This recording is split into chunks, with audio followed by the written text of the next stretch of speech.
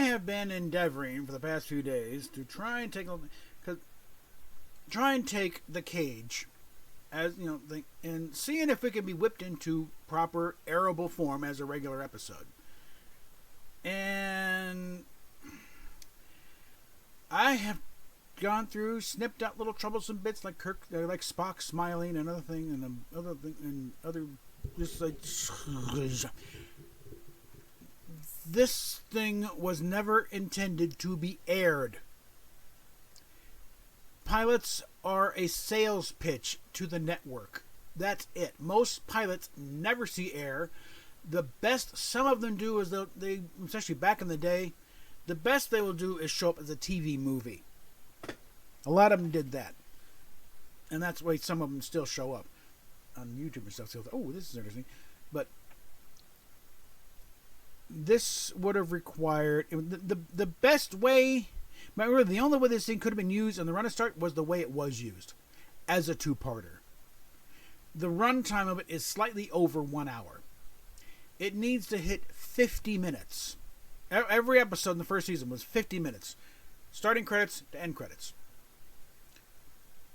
Because you got to leave allowance for, again, commercial breaks were not that long. It was literally one commercial, most of them. The third commercial break would have maybe 2 or 3 short ads. But you also didn't make allowance for sponsorship announcement. Next week on, so it comes out, because the recreated run of Space Seed I have comes right at about 1 hour. And that is including the following program is brought to you in living color on NBC, and then the teaser, opening credits, and then Star Trek, brought to you tonight by Polaroid, makers of the news, and then a commercial, then Act 1, then a commercial, another act, then Act 2, and then Act 3 to Act 4. That's the most commercials you get, really. There's like 2 or 3 quick ones. Most of them are like 1 minute, 60-second ads, but then the last one's like 2 or 3 30-second ads. Act 4. Commercial, maybe 1 or 2 commercials. You got a blurb, this is Leonard Nimoy. Stay tuned for scenes of our next exciting episode.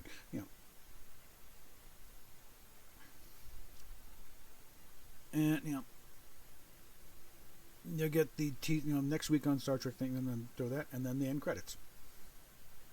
And that comes out right about 1 hour. And it's a point where it's like, editing in this situation, it's less creative issues. It's like, well, this doesn't work. It's more like we need to hit 50 minutes or we're dead. These are hard breaks. We have no leeway. And that's why sometimes there'll be a rather important scene or a line that got cut for, the only reason is we don't have time for it. The Omega Glory, I think there's other things they could have cut, but they could have left in the line where Spock meant, this could be, a result of one of those lost colony ships back in the 21st century. That would have explained everything. But sometimes these things, the pressure these guys are under, which is the reason why there is a 2-part menagerie anyway, because of the pressures they're under. But ideally, if suppose the show hadn't sold, they would have insisted on reworking it, because they spent a lot. This is the most expensive pilot at the time ever made.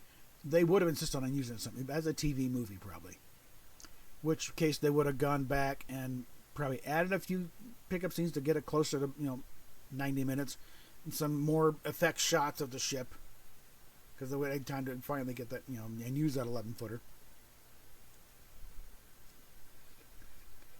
But as it is, this thing is no. This was never intended to be aired as it. I think the same thing with where No Man Has Gone Before. There's bits that are cut out of that too. But it's like, when you're doing a pilot, you're not concerned about runtime so much. You want to get it kind of in the ballpark.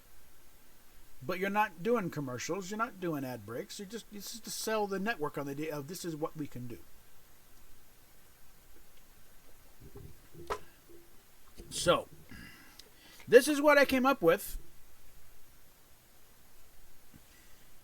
And those of you who are familiar with the actual film, you'll be able to tell me, okay, this, and you'll be able to tell what's missing.